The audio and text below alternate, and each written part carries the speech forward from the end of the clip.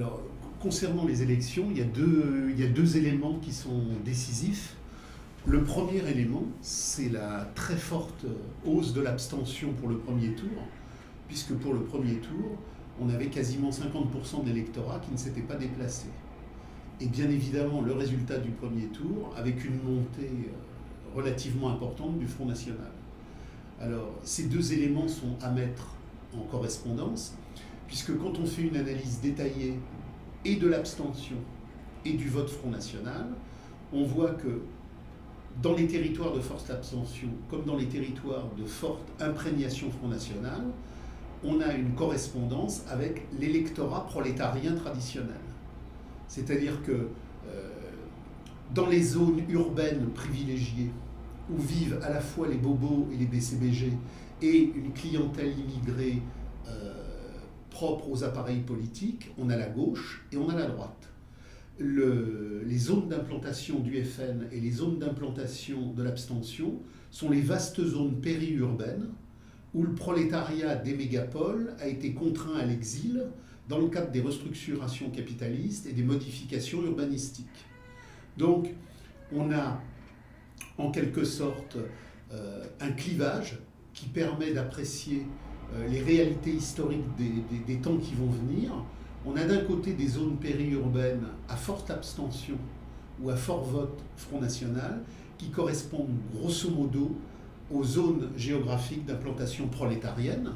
Et on a de l'autre côté des zones à plus forte participation et qui sont essentiellement les grandes mégapoles, avec le clientélisme immigré qui est rattaché pour une part à l'UMP et pour une part beaucoup plus importante à la gauche, puisque la gauche a fait justement du vote immigré un vote de sauvetage. On a vu d'ailleurs pour l'Île-de-France le cas spécifique de Barthelone, qui appelait les zones immigrées à venir sauver le soldat Barthelone face au soldat Pécresse.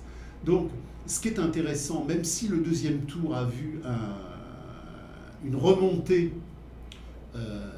du vote traditionnel contre le vote FN et donc une certaine baisse du taux d'abstention, ce qui est intéressant, c'est de voir le temps qui vient dans le cadre de la crise du capital qui ne va pas cesser de s'accentuer, dans le cadre des restructurations qui ne vont pas cesser de se réorganiser, et donc dans le cadre d'un poids de plus en plus lourd sur la classe ouvrière. On voit donc qu'il y a une méfiance radicale du prolétariat historique par rapport aux classes dirigeantes nomenclaturistes officielles, c'est-à-dire qu'aujourd'hui, UMP plus PS, ça ne représente plus rien dans la réalité du vécu politique des gens. Donc, on a aujourd'hui, en quelque sorte, un tournant pour les temps qui viennent et pour la compréhension radicale de ce que vont produire les luttes de classe qui vont venir. C'est-à-dire que l'appareil politique du capital traditionnel est totalement décrédibilisé. Et on verra d'ailleurs au présidentiel qu'il y aura... Alors, les présidentielles, c'est très très clair. Le gouvernement du spectacle mondial joue sur un deuxième tour Marine Le Pen, Juppé. Juppé... Valls, non ? Juppé, non, Valls c'est démonétisé. Juppé est au carrefour de toutes les impostures sociologiques, esthétiques, spectaculaires du crétinisme. Donc il va permettre une synthèse entre la droite-gauche et la gauche-droite.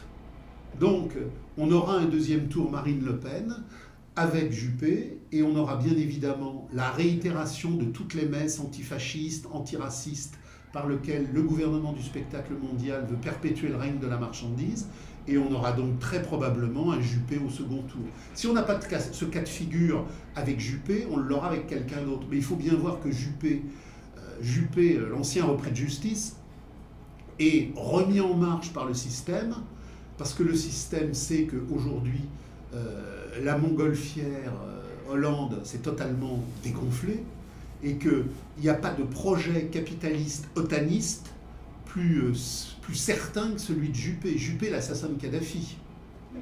Donc, Juppé, le petit soldat de l'OTAN. Et plus que Sarkozy. Et peut-être pas plus que Sarkozy, mais plus adéquate. C'est dans ce cadre-là, d'ailleurs, qu'il faut comprendre toutes les manipulations policières qu'a subi Fillon.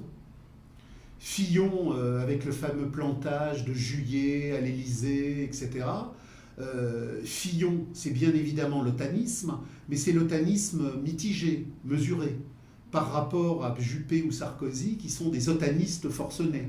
Donc on a mis en marche une politique de déstabilisation de Fillon, parce qu'il fallait absolument avoir, pour le deuxième tour, quelqu'un qui plairait à l'antifascisme de gauche, qui serait susceptible de mobiliser la gauche, mais qui serait totalement vassalisé par l'ordre américain. Donc de ce point de vue-là, Juppé, c'est la meilleure pétanque pour Washington.